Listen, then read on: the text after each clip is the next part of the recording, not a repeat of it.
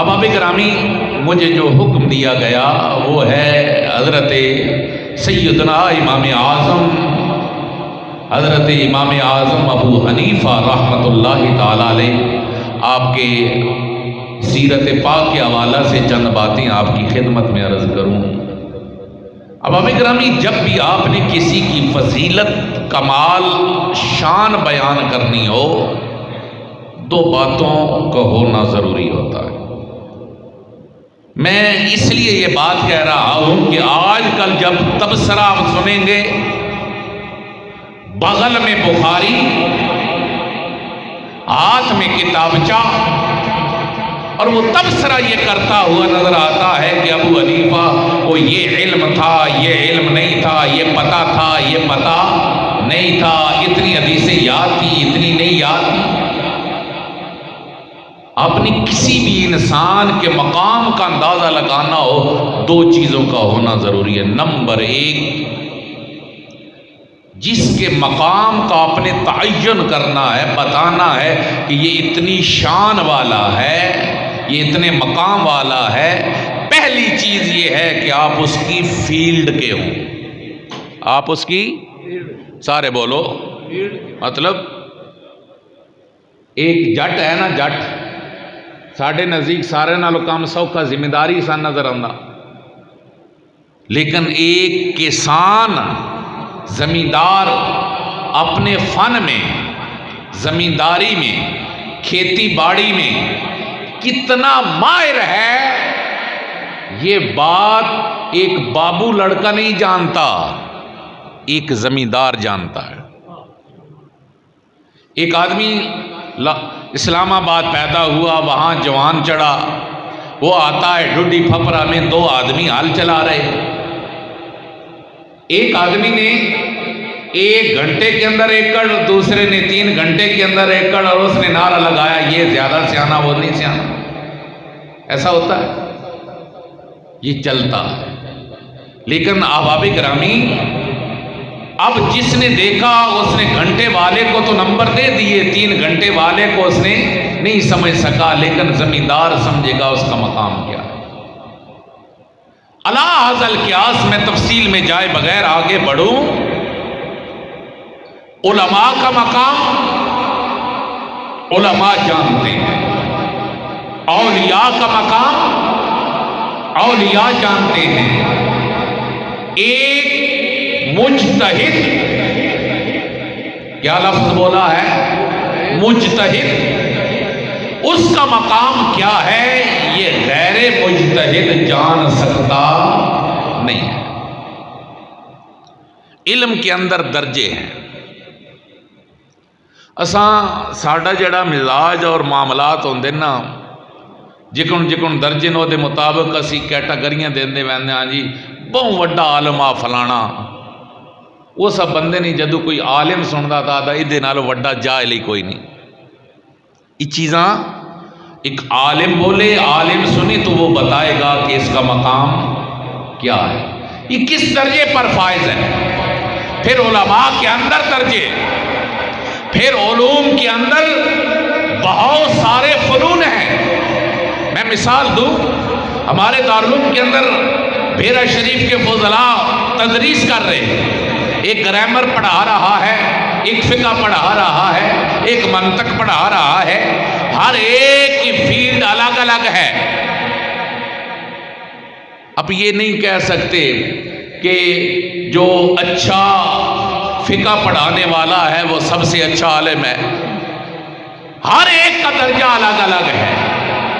پھر علماء جب اپنی علم کے اندر انتہا کو پہنچتے ہیں، اس قابل ہو جاتے ہیں کہ وہ قرآن و حدیث سے مسئلہ از خود نکال سکیں، اس وقت اس عالم کو مجتہد کہا جاتا ہے۔ میں بالکل سادہ کر کے کہہ رہا ہوں، مجتہد کون ہوتا ہے؟ علماء نے فرمایا جسے 15 علوم پر دسترس حاصل ہو۔ سادہ نہیں، آج کل تو ہر کوئی بکریاں چرانے والا بھی آپ کو کہے گا نا، وہ بخاری تھوڑے سامنے کیوں نہیں پڑھ دے، قرآن تمہارے سامنے ہے کیوں نہیں پڑھتے؟ یہ بات ذہنوں کے اندر رکھیں، قرآن ہو یا بخاری ہو، نہ قرآن ہر ایک کو ہدایت دیتا ہے نہ بخاری ہر ایک کو ہدایت دیتی ہے۔ قرآن کا خود اعلان کیا ہے؟ یضل بہ کثیرا ویہدی بہ کثیرا، فرمایا یہی قرآن پڑھ کر اللہ پہلے گمراہوں کا ذکر کر رہا ہے، فرمایا اسی قرآن کو پڑھ کر بے شمار لوگ گمراہ ہو جاتے ہیں اور اللہ بہت سارے لوگوں کو ہدایت کی دولت عطا فرما دے۔ اس کا مطلب کیا ہوا؟ ہر قرآن پڑھنے والا ہدایت یافتہ، ہر بخاری پڑھنے والا بھی ہدایت یافتہ، وہی لوگ بخاری سر پر رکھ کر رسول اللہ کی عظمت علم کا انکار کرتے ہوئے بھی نظر آتے ہیں کہ دیکھو بخاری میں یہ لکھا، نبی کو یہ نہیں پتا، یہ پتا ہوتا تو یہ ہو جاتا۔ اور خدا کی قسم وہ بھی ہیں ہمارے استاد گرامی قبلہ قاضی محمد ایوب صاحب رحمۃ اللہ تعالی علیہ، ہم دورہ حدیث شریف میں ترمذی شریف ان کے پاس پڑھ رہے تھے، ایک دن اپنی موج میں آ کر فرمانے لگے، فرمایا بیٹو تمہاری جو مرضی ہے ترمذی کی حدیث تم پڑھو، اسی حدیث سے رسول اللہ کا علم غیب میں ثابت کروں گا۔ یہ ہر ایک کی بس کی بات نہیں ہوتی۔ ایک مولوی صاحب تھے، ایک دن تقریر کر رہے، بخاری شریف کی حدیث مبارکہ ہے جی، حضور نے ارشاد فرمایا قیامت کا دن ہوگا، فرشتے ایک آدمی کو جہنم کی طرف لے جانے لگیں گے تو میں دوڑ لگاؤں گا، فرشتوں کو روکوں گا، کہوں گا چھوڑ دو۔ فرشتے عرض کریں گے یا رسول اللہ صلی اللہ علیہ وسلم یہ امتی آپ کا ہے لیکن آپ کو نہیں علم کہ اس نے آپ کے بعد کیا کیا، پھر حضور اس کو چھوڑ دیں گے۔ اس نے یہ حدیث مبارکہ پڑھی اور حدیث مبارکہ پڑھ کر کہنے لگا دیکھا اس حدیث سے ثابت ہوا کہ حضور کو نہیں پتا کہ بعد میں کیا ہو رہا ہے، یہ دلیل ہے اس بات کی کہ حضور کو علم نہیں ہے۔ حضور کے عدم علم پر اس نے اس حدیث کو دلیل بنایا، اور جس عالم کے سامنے انہوں نے بیان کیا وہ اہل سنت سے تعلق رکھنے والے تھے، انہیں فرمایا بیٹا بیٹھ جا، تو نے اس حدیث سے ثابت کیا ہے نا کہ حضور کو علم نہیں تھا، یہ بتا کہ اس کے اندر کیا بیان؟ جی قیامت ہوگی، قیامت کے بعد حساب ہوگا، ایک آدمی کو پکڑا جائے گا، فرشتے جہنم کی طرف لے جانے لگیں گے۔ انہوں نے پوچھا بتا یہ غیب ہے یا حاضر؟ کہنے لگا غیب ہے، کیونکہ قیامت ابھی ہونے والی ہے، قیامت کے بعد کا معاملہ ہے۔ انہوں نے کہا یہ بتا یہ بیان کون کر رہا ہے؟ کہنے لگا حضور نے بیان کیا۔ فرمایا بدبخت، خود تو نبی بیان کر رہا ہے کہ قیامت میں یہ کچھ ہوگا اور تو کہتا ہے نبی کو پتا ہی نہیں۔ نعرہ تکبیر، نعرہ رسالت، اپنا اپنا انداز ہوتا ہے۔ قرآن کی ایک آیت کریمہ ہے لا تقم علی قبرہ، محبوب اگر کوئی منافق مر جائے اس کی قبر پہ کھڑا نہیں ہونا۔ اب جس کے اندر مروڑ تھے وہ بولا، اس نے کہا جی نبی کے کھڑے ہونے سے فائدہ ہوتا تو اللہ منع نہ کرتا، اللہ منع نہ کرتا۔ میں یہ بات سمجھا رہا ہوں، قرآن کو سمجھنا بھی ہر ایک کے بس کی بات نہیں ہے، حدیث کو سمجھنا بھی ہر ایک کے بس کی بات۔ اس نے کہا نبی کے آنے جانے سے، قبر پر کھڑے ہونے سے کوئی فائدہ نہیں ہوتا، اگر فائدہ ہوتا تو اللہ کا قرآن منع نہ کرتا۔ اب اہل سنت نے استدلال کیا، انہوں نے کہا اللہ نے منع کیا ہے کہ محبوب منافق مر جائے اس کی قبر پہ کھڑے نہیں ہونا، اگر نبی کے جانے سے فائدہ نہ ہوتا تو اللہ منع ہی نہ کرتا۔ نہیں سمجھ آئی؟ اس نے کہا، اس نے کیا کہا؟ اس نے کہا جی حضور دے وینا نال اگر کوئی فائدہ ہوندا تو اللہ منع کیوں کردا؟ یہ دوسرا طبقہ بولا کہ پتہ چلا حضور قبر پہ کھڑے ہو کر دعا کریں بھی تو کوئی فائدہ نہیں ہوتا۔ اب سنی نے کیا کہا؟ سنی نے کہا اگر فائدہ نہ ہوتا تو اللہ منع کیوں کرتا؟ ابو تو جاتا رہے، ہم نے تجھے چھوڑنا نہیں. لا تقم علی قبر ہی، یہ اس بات کی دلیل تھی کہ محبوب اگر تو کھڑا ہو گیا تو پھر اس کو معاف کر دینا. یہ میری رب کی شان کے خلاف ہوگا کہ تیرے ہوتے ہوئے بھی میں معاف نہ کروں. میرے حبیب تو کھڑا ہوگا، مجھے معاف کرنا پڑے گا، اور وہ ہے تیرا گستاخ، میں نہیں چاہتا کہ اسے معافی ملے، اس لیے میرے حبیب تو نے اس کی قبر پہ کھڑا نہیں ہونا. اب یہ بات سمجھیں جو میں آپ کی خدمت میں عرض کر رہا ہوں. قرآن گمراہ بھی کرتا ہے کن کو؟ جن کے اندر کجی ہوتی ہے. قرآن ہدایت کا سرچشمہ بھی ہے کن کے لیے؟ جن کے اندر رسول اللہ کی تعظیم ہوتی ہے. اللہ انہیں ہدایت دیتا ہے، وہ ایک الگ موضوع ہے، ورنہ میں عرض کروں قرآن نے ہدی للمتقین کہا، متقین کے لیے ہدایت ہے. اور متقی کون ہے؟ فرمایا جو اللہ کی نشانیوں کی تعظیم کرتا ہے ہم اسے دل کا تقوی عطا فرما دیتے ہیں. اور اللہ کی نشانیاں کیا ہے؟ اللہ کدائیں بیٹھا، کدائیں چلیا، کدائیں تقریر کی تیس. اب پیر صاحب کی تو نشانی ہو گئی نا، ہنس جائی تو پیر صاحب بیٹھے آئے، ہنس چادرہ تو بیٹھے آئے، اے رومال انہاں دیتا، ایک ہو گئیاں پیر صاحب دی نشانیاں. ہتھوں لگے اے انہاں دے قدماں دے نشان ہیں، ایک ہو گئیاں نشانیاں. اللہ انہاں ساریاں شہیں تو اچھا بولو پاک. رب دی نشانیاں کہیں؟ قرآن پڑھو، قرآن کیا کہتا ہے؟ ان الصفا والمروہ من شعائر اللہ. فرمایا یہ جو صفا اور مروہ ہے نا پہاڑیاں، یہ اللہ کی نشانیاں ہیں. فی آیات بینات مقام ابراہیم. فرمایا یہ جو مقام ابراہیم ہے یہ اللہ کی نشانیوں میں سے ایک نشانی ہے. الہی نشانی کیسے بنی؟ فرمایا جہاں اس کا ولی یا نبی اپنے قدم ٹکا دیتا ہے خدا ان جگہوں کو اپنی نشانیاں بنا دیتا. خدا خود کہیں سے چلا نہیں ہے، جہاں اس کا ولی گزر جاتا ہے خدا اس جگہ کو اپنی نشانی بنا دیتا ہے. اور پھر خدا کہتا کیا ہے؟ فَمَن يُعَظِّمْ شَعَائِرَ اللَّهِ فَإِنَّهَا مِن تَقْوَى الْقُلُوبِ. سن لو، جو ولی کے قدم کے نشان کی تعظیم کرتا ہے اللہ اسے دل کا تقوی عطا فرما دیتا ہے. کونی گل سمجھ آئی؟ آج کل تو مرزا جیلمی ہو یا دیگر ہوں طبقات، وہ اولیاء سے آپ کو دور کرتے نظر آتے ہیں نا. وہ بابش ہے کوئی نہیں، وہ فلاں سے تمہارے تعلق کی ضرورت کیا ہے؟ قرآن تمہارے سامنے ہے، حدیث تمہارے سامنے ہے. میں پوچھتا ہوں حضرت حاجرہ نبیہ ہیں یا ولیہ؟ بولو سارے بولو. کیونکہ کوئی عورت نبی، سارے بولو کوئی عورت نبی نہیں ہو سکتی، ولیہ ہے.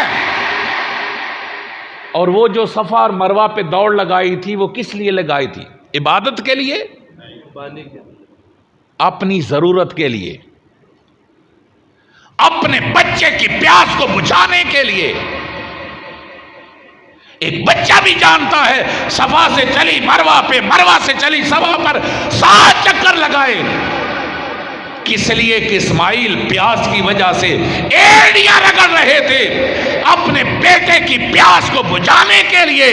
لیکن خدا کو ولیہ کا چلنا بھی اتنا پسند آیا کہ کائنات کا رب رب ہو کر کہتا ہے کائنات والو سن لو، جہاں ہاجرہ چلی ہے میں نے ان پہاڑیوں کو اپنی نشانیاں بنا دیا ہے. نعرہ تکبیر، نعرہ رسالت، نعرہ تحقیق، نعرہ حیدری، الاسلام.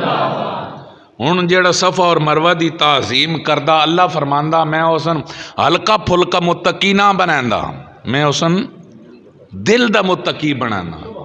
اب دل کا متقی بنا کس سے؟ ولی کی تعظیم سے نہیں. یہ قابل توجہ بات ہے، ولی کی تعظیم سے نہیں، وہ دل کا متقی بنا ہے ولی کے قدموں کے نشان کی تعظیم کی وجہ سے، ارے جہاں سے ولی گزر جائے جو اس راہ کی تعظیم کرے اللہ اسے دل کا متقی بنا دیتا ہے۔ تو جس دل میں ولی کا ادب آ جائے اللہ کی عزت کی قسم اللہ اسے اپنی بارگاہ کا محبوب بنا لیتا ہے۔ یہ ہر ایک کی بس کی بات نہیں ہے، ایک بات سمجھ لو، جوانوں تم بھی سن لو، بزرگوں تم بھی سن لو، ایک تھرمامیٹر ہے، میں آپ کی خدمت میں عرض کیے دے رہا ہوں، اگر یہ سمجھنا ہونا یہ بخاری سے ہدایت پا رہا ہے یا گمراہی لے رہا ہے، یہ قرآن سے ہدایت پا رہا ہے یا گمراہی لے رہا ہے، اس کے سامنے علی حجویری کا نام لے لینا۔ بول دو یار سبحان اللہ کی آواز۔ اس کے سامنے غوث اعظم کا نام لے لینا، اس کے سامنے بابا فرید گنج شکر کا ذکر کر دینا، اس کے سامنے پیر سیال کا تذکرہ کر دینا، اور اس کے سامنے محبت سے ابو حنیفہ کا نام لے لینا۔ اگر چہرے کے تیور بدل جائے سمجھ لو گمراہ ہے، اور اگر چہرہ کھل جائے تو سمجھ لو قرآن سے ہدایت پا رہا ہے۔ ایک سادہ سا تھرمامیٹر ہے، اس کو لے لو۔ جو گلاں دیکھو نا شیطان، اس کی دلیلیں کوئی مٹھی مٹھی نہیں ہیں، جو رب سے مکالمہ کر سکے تو پھر وہ علم والا تو ہے نا۔ اللہ نے پوچھا تو نے سجدہ کیوں نہیں کیا؟ یہ نہیں آنکھیں میرے کو غلطی ہوگی، آگے سے مناظرہ کیا، اللہ سے مناظرہ کیا۔ میں نے کہا میں کیوں سجدہ کروں، انا خیر منہ خلقتنی من نار و خلقتہ من طین، میں اس سے بہتر ہوں، مجھے آگ سے پیدا کیا اور آدم کو مٹی سے پیدا کیا، میں سجدہ نہیں کروں گا۔ توہین پیغمبر کا مرتکب ہوا، خدا کی قسم قیامت تک کے لیے لعنتی بن گیا۔ اور تیرے میرے رب نے یہ ضابطہ تجھے مجھے بھی دے دیا کہ جو اس کے پیاروں کا منکر ہے، اس کے پیاروں کا گستاخ ہے، وہ لاکھوں سجدے کرنے والا بھی ہو، وہ خدا کی بارگاہ کا محبوب نہیں بلکہ خدا کی بارگاہ کا مردود ہے۔ شیطان نے کوئی سجدے گھٹ نہ کیتے، اساں پتہ کیا کر دیں جی، یہ گلاں تو بڑیاں میٹھیاں میٹھیاں، یہ گلاں تو بڑیاں پیاریاں پیاریاں، تو وہ ٹھیک ہی گل پہ کرتا ہو سی، اور اسی پر ہمارا جوان گمراہ ہو جاتا ہے۔ یہ میں قرآن سے آپ کو، میں نے ابھی کوئی واقعہ نہیں سنایا، جو کسی کو پرابلم ہوتا ہے نا یہ حکایتیں اور کہانیاں بیان کر، میں بتلا رہا ہوں آپ کو کہ قرآن کی ہدایت کن کے لیے ہے، حدیث کی ہدایت کن کے لیے ہے۔ قرآن کہتا ہے جو اللہ کی نشانیوں کی تعظیم کرتا ہے اللہ اسے دل کا تقوی دیتا ہے، اور جو متقی ہے قرآن کی ہدایت اس کے لیے ہے۔ خدا کی عزت کی قسم، خدا کی نشانیاں اور کائنات میں تجھے کوئی چیز نہیں ملے گی، یا ابراہیم کا قدم ملے گا یا وہ صفا اور مروہ کی پہاڑیاں ملے گی، جہاں جہاں سے اللہ کے بندے گزرے ہیں وہ اللہ کی نشانیاں ہیں، اور جو ان کا ادب کرتا ہے اللہ اسے دل کا متقی بناتا ہے، اور جسے دل کا تقوی مل جاتا ہے اللہ اسے قرآن کی ہدایت عطا فرما دیتا ہے۔ یہ سارے سورہ کبریٰ ملاؤ تو آپ کو نتیجہ سامنے آ جائے گا۔ قرآن کی ہدایت متقی کے لیے، اور متقی ہے جو اللہ کی نشانیوں کی تعظیم کرتا ہے، اور اللہ کی نشانیاں کیا ہیں؟ اللہ کے ولیوں کے نشان ہیں۔ اس کا مطلب ہوا جو ولیوں کی تعظیم کرتا ہے اللہ اسے قرآن کی ہدایت عطا فرما، اور پڑھتا رہے بخاری، کھول کھول کے پڑھے۔ آپ کو نہیں خبر کہ یہ قرآن مرزائی بھی پڑھ رہے ہیں؟ ان کا چینل ہے، ابھی کھولیں چلائیں، اس کے نیچے بخاری و مسلم کی حدیثیں چل رہی ہوتی ہیں، صبح و شام تلاوت قرآن چل رہی ہے۔ لیکن کیا مرزا قادیانی کو ماننے والے کو آپ مسلمان کہہ سکتے ہیں؟ کافر ہے، اس کے کفر میں شک کرنے والا بھی کافر ہے، مرتد ہے، اور اس کے ارتداد کے اندر شک کرنے والا بھی دار اسلام سے خارج ہے۔ اس کا مطلب کیا ہے؟ مطلب یہ ہے ہر قرآن پڑھنے والا ہدایت یافتہ نہیں ہے، دیکھنا یہ ہے کہ کیا یہ اللہ کے بندوں کی تعظیم کرتا ہے یا کہ نہیں کرتا۔ اور سن لو، آج تیرے میرے تک جتنا دین پہنچا ہے وہ اللہ کے بندوں کے ذریعے سے پہنچا ہے۔ قرآن آپ نے حضور سے سنا ہے؟ بولو یار۔ حدیث آپ نے رسول اللہ سے سنی ہے؟ آپ اعتماد نہیں کریں گے تو نہ آپ کو قرآن صحیح نظر آئے گا، نہ آپ کو حدیث صحیح نظر آئے گی۔ آپ کو پہلے نمبر پر رسول اللہ کے صحابہ پر اعتماد کرنا ہوگا، اور دوسرے نمبر پر تابعین اور تبع تابعین پر اعتماد کرنا ہوگا، کیونکہ یہ وہ مخلص لوگ ہیں جنہوں نے جیسے رب کا قرآن لیا ایسے ہی امت تک رب کا قرآن پہنچایا، جیسے نبی کا فرمان لیا ایسے ہی نبی کا فرمان آگے تک پہنچایا۔ لیکن میرے بھائیو، قرآن اور حدیث میں سے ہر چیز موجود ہے، لا رطب ولا یابس الا فی کتاب مبین، لیکن ہر ایک کے بس کی بات، ہر ایک کے بس کی بات۔ ہن میں تھوڑے جو اس حوالے نال ایک بندہ آدھا جی او بھائی اے مولویاں والی کتاباں چھوڑ، اے قدوری چھوڑ، نور الہدایٰ چھوڑ، بار شریعت چھوڑ، یہ مولویاں والی کتاباں چھوڑ، سیدھا قرآن پڑھ۔ آج کل ہی رولا چلتا پیا نا، سیدھی حدیث پڑھ، آپے مسئلے کٹ۔ اگلے دن نا ایک لڑکا تھا، اس نے کو میں نے دیکھا نا تو وہ اچھا خاصا سنی تھا، تو پھر ایسے ایسے وہ رفع یدین اور نماز میں بھی اچھی آمین، اور بالکل 8 پڑھا ہوا تھا، میٹرک فیل تھا۔ میں نے اس سے بلایا، میں نے اس سے پوچھا یہ کیا؟ اس نے کہا جی بخاری شریف، بخاری شریف میں لکھا ہے رفع یدین کرو، یہ حدیث مبارکہ موجود ہیں، آمین اونچی کہو۔ میں نے اس سے سادہ سا سوال کیا جو میں آپ کو سمجھانا چاہ رہا ہوں۔ میں نے اس سے سادہ سا سوال یہ کیا، یہ تحقیق تم نے ساری خود کی ہے؟ بخاری میں سے یہ ساری حدیثیں تم نے خود نکالی ہیں؟ کہنے لگا نہیں، میرے پاس یہ کتابچہ ہے۔ میں نے کہا یہ کس نے لکھا؟ کہنے لگا یہ جیلم کا ایک آدمی ہے، اس نے لکھا۔ میں نے کہا اس کا مطلب یہ ہے یہ بخاری سے تو خود مسئلے نکال نہیں رہا، تو کسی اور کی تحقیق پر عمل کر رہا ہے۔ بات سادہ سی ہے، تو 1400 سال بعد کے بندے کی تحقیق پر عمل کر رہا ہے، ہم رسول اللہ کے صحابہ کو دیکھنے والے ابو حنیفہ کی تحقیق پہ عمل کر رہے ہیں۔ کیوں؟ تو مجتہد نہیں، ابو حنیفہ صرف مجتہد نہیں، مجتہد مطلق ہے۔ اور مجتہد کون ہوتا ہے؟ قرآن سے مسئلہ، میں سادہ لفظوں میں کہوں تو قرآن سے مسئلہ کون خود نکال سکتا ہے؟ نمبر 1، جسے قرآن مجید فرقان حمید کے تمام ناسخ و منسوخ کا علم ہو، ساری احادیث کے ناسخ و منسوخ کا علم ہو۔ نمبر 2، پوری کی پوری گرامر کا ماہر ہو، بلاغت کا ماہر ہو، اسماء الرجال کا ماہر ہو، علم الحدیث کے اندر اسے دسترس حاصل ہو، پوری کی پوری ذخیرہ حدیث میں سے کوئی ایک حدیث بھی اس کی آنکھوں سے اوجھل نہ ہو۔ اب کون سا مائی کلال ہے جس کے سامنے سارے کے سارے اسماء الرجال کا، اسماء الرجال پتہ کسے کہتے ہیں؟ راویاں دے احوال، اے راوی کون ہے، اے کون ہے، ادھے حالات کے، ندھے حالات کے، وہ لاکھوں لوگ ہیں۔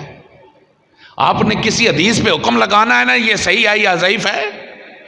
مجتہد وہ بن سکتا ہے، قرآن سے مسئلہ وہ نکال سکتا ہے، حدیث سے مسئلہ وہ نکال سکتا ہے جسے ان سارے علوم پر دسترس حاصل ہو۔ چلو میں ایک سادہ اور مسئلہ کرتا ہوں۔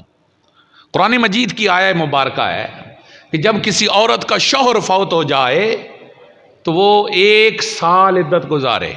کتنی؟ اونچی بولو، پورا سال۔ دوسری قرآن مجید کی دوسرے مقام پر آیت ہے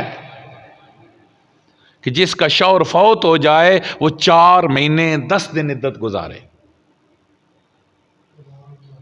یہ کیا ہیں دونوں؟ حدیث نہیں ہے، دونوں کیا ہیں؟ اونچا بولو، آیت۔ اب ایک پہ عمل کرے گا، ایک کو چھوڑے گا کہ نہیں چھوڑے گا؟ یا سال عدت گزارے گی عورت یا 4 مہینے 10 دن؟ اب یہ کب پتہ چلے گا؟ جب آپ کو پتہ ہوگا یہ حدیث، یہ آیہ مبارکہ منسوخ ہے، یہ پہلا حکم تھا، اسے بعد میں ختم کر دیا گیا، اب 4 مہینے 10 والے آیت پر عمل ہو رہا ہے، کیونکہ دوسری آیت کیا ہو چکی ہے؟ منسوخ ہو چکی ہے۔ ہر آیت پہ عمل کیا جا سکتا نہیں۔ جب ہر آیت پہ عمل نہیں کیا جا سکتا تو پھر آپ کو ضرورت پڑے گی کسی ایسے محقق کی، کسی ایسے عالم کی، کسی ایسے قرآن کے اندر دسترس رکھنے والے شخص کی، جسے قرآن کی ساری ناسخ بھی معلوم ہو، منسوخ بھی معلوم ہو، جسے زیر زبر سے علماء بیٹھے ہیں، زیر زبر سے پورا کا پورا ترجمہ بدل جاتا ہے، جسے گرامر کا علم نہ ہو وہ قرآن سے مسئلے نکال سکتا نہیں، بلاغت کا علم نہ ہو وہ قرآن سے مسائل نکال سکتا نہیں، تاریخ اسلام کا علم نہ ہو وہ قرآن سے مسئلے نکال سکتا نہیں۔ اللہ نے یہ قابلیت رسول اللہ کی امت میں سب سے زیادہ اگر کسی شخص کو یہ عطا فرمائی ہے تو اس کا نام امام اعظم ابو حنیفہ رحمۃ اللہ تعالی علیہ ہے۔ سارے امام اپنی جگہ پر، لیکن خدا کی عزت کی قسم، حضرت امام شافعی رحمۃ اللہ تعالی علیہ سے کسی نے پوچھا حضور آپ بتائیں آپ کا کیا خیال ہے ابو حنیفہ کے متعلق؟ تو آپ نے موج میں آ کے فرمایا لوگوں سن لو، اللہ نے ابو حنیفہ کو یہ مقام عطا فرمایا ہے، یہ ذہانت و لیاقت عطا فرمائی ہے کہ ابو حنیفہ اگر مٹی کے ستون اور تھم کو سونے کا ثابت کرنا چاہے تو ابو حنیفہ اسے سونے کا ثابت کر سکتا ہے۔ یہ اللہ نے حضرت امام اعظم ابو حنیفہ کو علمی مقام عطا فرمایا اور ان کا زہد و تقوی، آپ نے ہر جہت پر اسلام کی خدمت کی۔ الہادیت آج بھی پھیل رہی ہے، ہمارے یہ بچے اللہ تعالیٰ سب کو محفوظ رکھے، کیونکہ یہ جو چھوٹے موٹے ہیں نا، کسی کا ظلم یہ تو سہ جاتا ہے، لیکن جو ایمان پہ حملہ ہوتا ہے نا اس کو سہنا بڑا مشکل ہو جاتا ہے۔ اللہ ہماری نسلوں کو ان کے ایمان کو محفوظ رکھے۔ آج اتنے بڑے حملے ہیں، او جی یہ سارا نظام ہستی خود بخود چل رہا ہے، پورے کے پورے گروپ بنے ہوئے ہیں، یہ نظام سارا خود کیسے جی؟ ایک دھماکے کا نتیجہ ہے، آسمان بن گیا، زمین بن گئی، انسان بن گئے، سارا کا سارا۔ میں نے انہیں سادہ سے انداز میں لڑکوں کو کہا، میں نے کہا انہیں ایک سادہ سی اگر کوئی ایسی بات کرے اسے چلاتے جائیں، پہلے کیا تھا، پہلے کیا تھا، پہلے کیا تھا، پہلے کیا تھا، آخر ایک نقطے پر جا کر رکیں گے۔ وہ جس میں دھماکہ ہوا مان لیا تمہاری بات ہی کہ یہ آسمان زمین دھماکے کا نتیجہ ہے، وہ جس میں دھماکہ ہوا اس مادے کو بنانے والا کون ہے؟ آخر جا کر ایک ذات کو ماننا پڑے گا جس نے بنایا، اور جس نے بنایا اسی کو خدا کہتے ہیں۔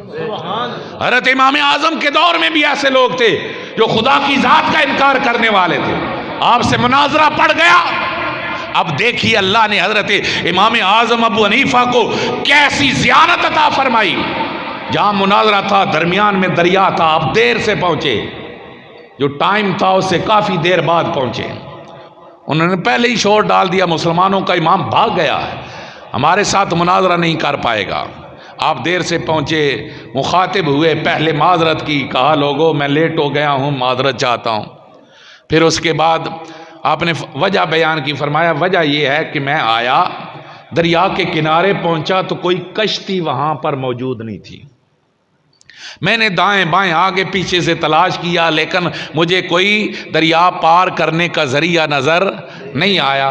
پھر میں کھڑا تھا اور کھڑا کھڑا میں کیا دیکھتا ہوں، ایک درخت خود بخود کٹ گیا، خود بخود چر گیا، اس کے پھٹے بن گئے، پھر وہ پھٹے آپس میں جڑ کے ایک کشتی بن گئی اور میرے سامنے وہ آ گئی اور میں اس پر سوار ہو کر آیا۔ حضرت امام صاحب نے جب یہ بات کی نا تو وہ تو دھمالے مارنے لگ گئے، نے کہا دیکھو کیسی بے وقوفانہ بات کر رہا ہے، یہ اتنا بڑا امام ہو کر اتنی بڑی بے وقوفانہ بات۔ کہ پھٹے درخت خود کٹ گیا، خود چر گیا، خود پھٹے بن گئے، خود آپس میں جڑ گئے اور خود بخود کشتی تیار ہو گئی. یہ کیسے ممکن ہے؟ جب انہوں نے کیسے کہا نا تو امام صاحب مسکرائے اور مسکرا کر فرمایا بدبختو تم مناظرہ ہار چکے ہو، تم مناظرہ ہار چکے ہو.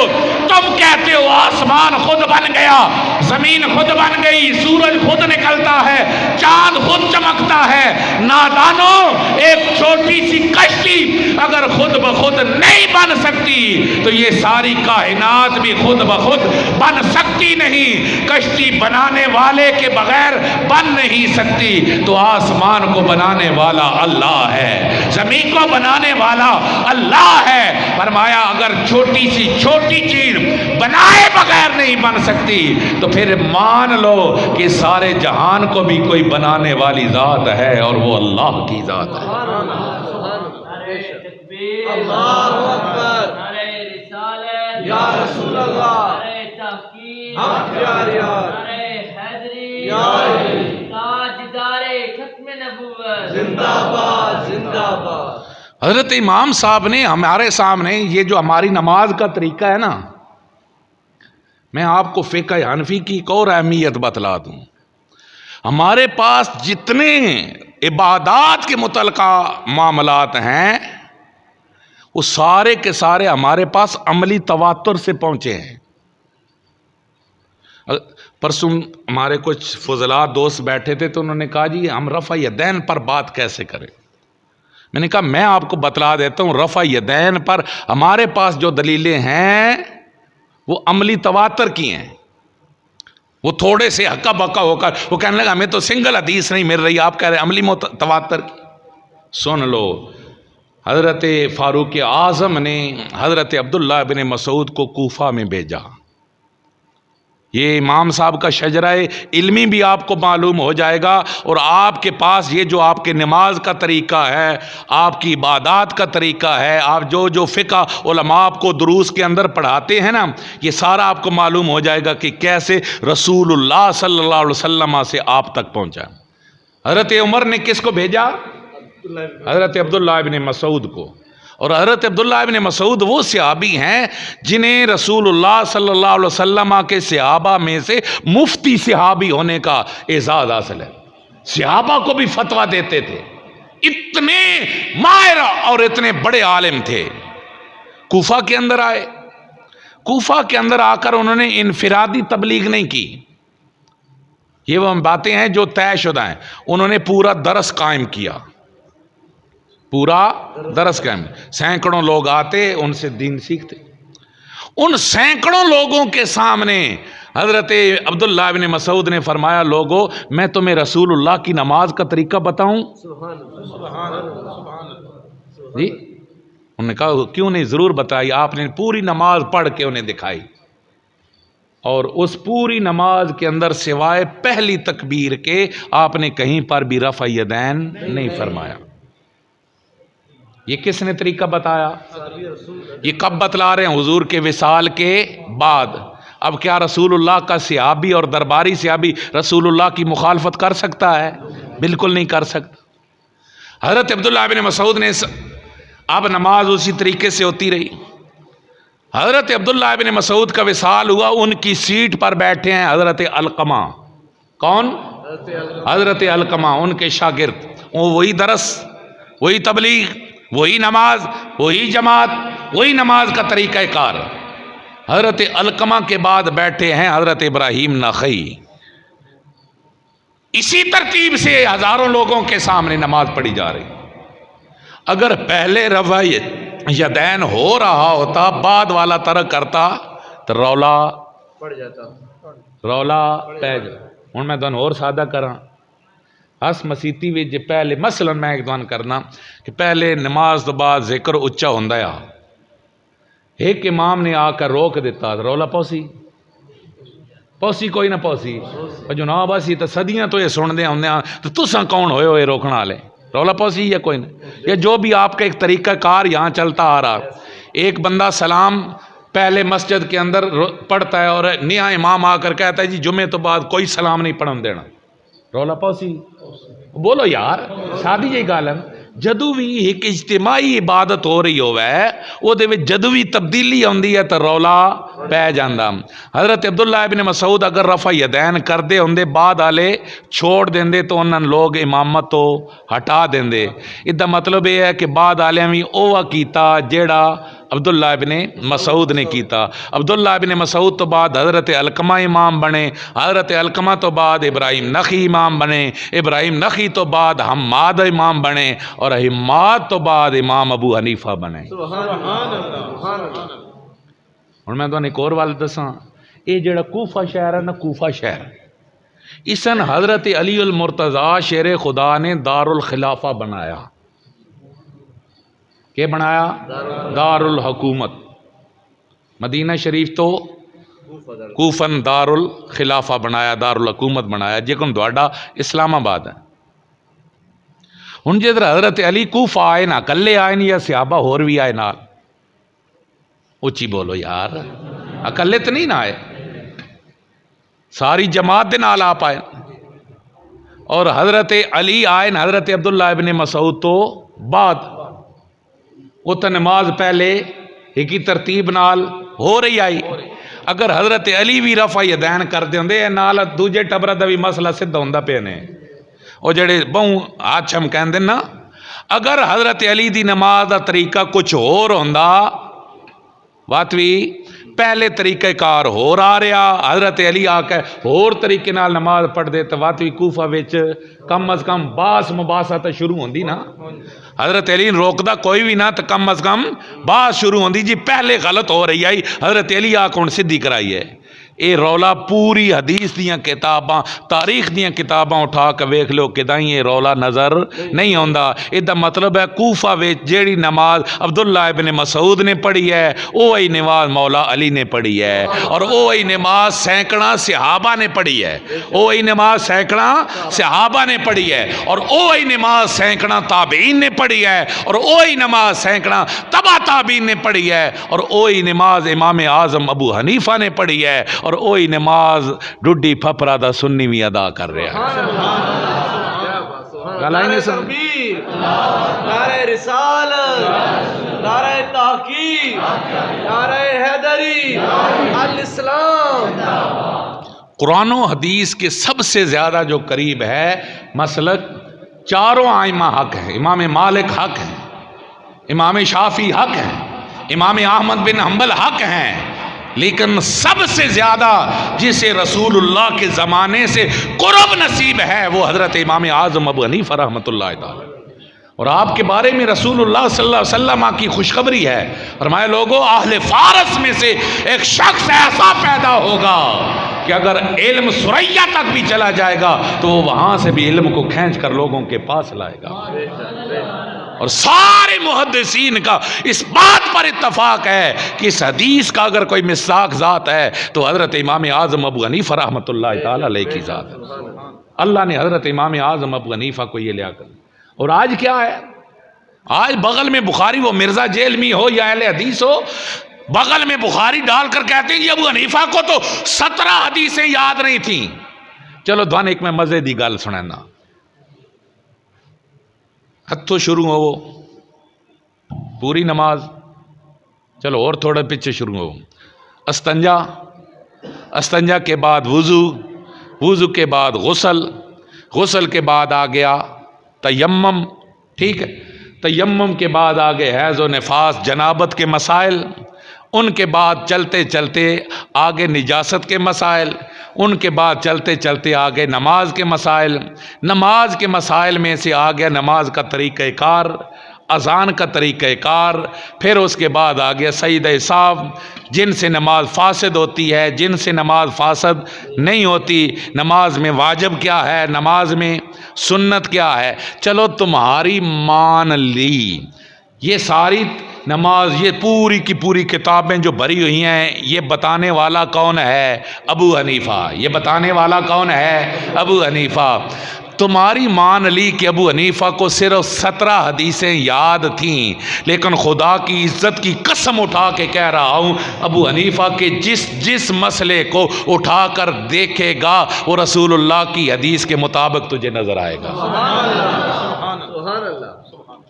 اگر یاد نہ بھی تھی، تیری مان لی جائے کہ ابو حنیفہ کو حدیثیں یاد نہ تھیں، تو تب بھی خدا کی عزت کی قسم ابو حنیفہ کا کمال یہ ہے کہ ابو حنیفہ جو سوچتا ہے وہ محمد کا فرمان ہوتا ہے۔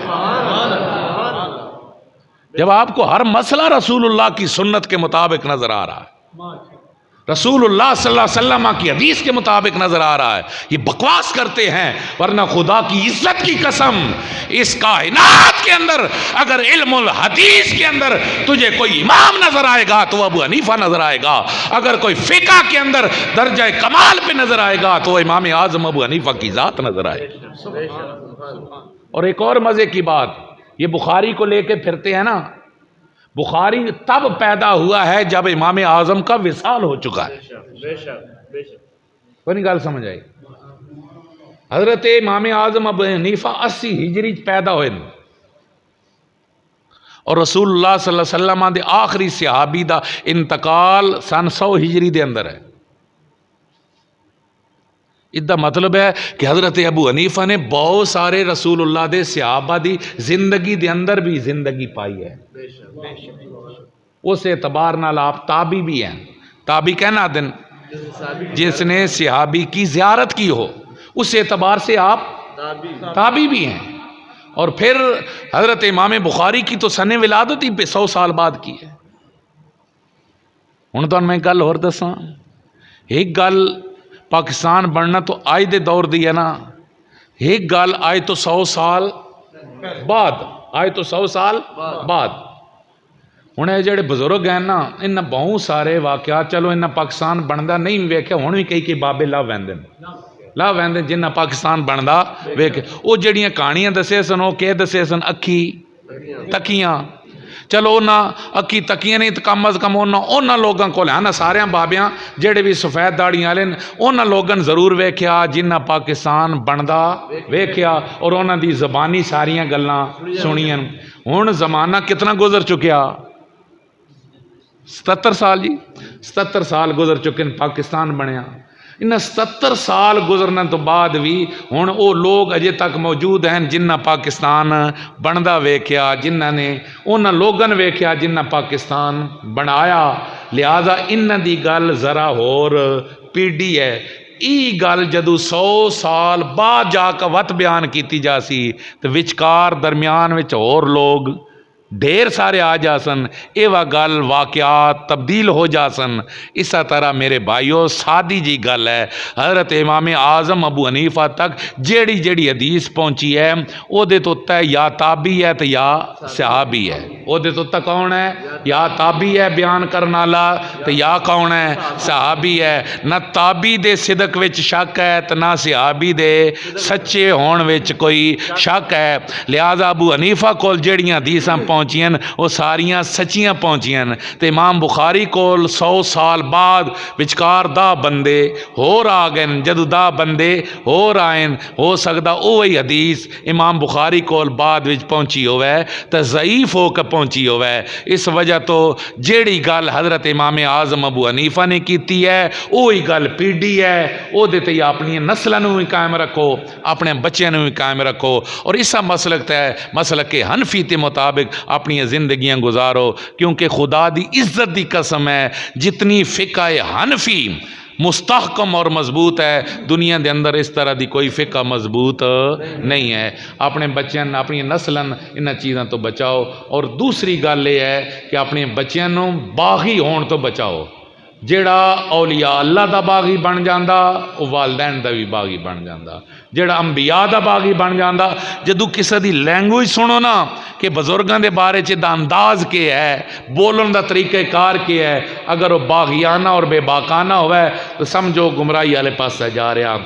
اپنے بچیں اولیاء اللہ دی تعظیم سکھاؤ۔ اے جڑے بدبخت لوگ اج آ گئے نا جڑے کہندے بابے شے ہی کوئی نہیں، خدا دی قسمیں بابیاں تو مراد ہے اللہ دے سارے بولو کون ہیں اللہ دے ولی اور اللہ دے ولی وہ عظمت والیاں ذاتن کہ اللہ دا قرآن کہندا الا ان اولیاء اللہ لا خوف علیہم ولا هم یحزنون اور ان دے بارے چ اللہ دا قرآن کہندا اهدنا الصراط المستقیم صراط الذین انعمت علیہم مالک سن سیدھی راہ وکھا سیدھی راہ کیڑی ہے انہاں لوگاں دی راہ جنت تیرا انعام ہویا اور اللہ دا انعام کنت ہویا انعم اللہ علیہم من النبیین والصدیقین والشہداء والصالحین اللہ دا انعام نبیاں تا ہویا صدیقیاں تا ہویا اللہ دا انعام شہیداں تا ہویا تا اللہ دا انعام صالحین تا ہویا اللہ دے ولی او ذاتاں نے جنہ تے اللہ دا انعام ہویا انہاں دی رات چل سو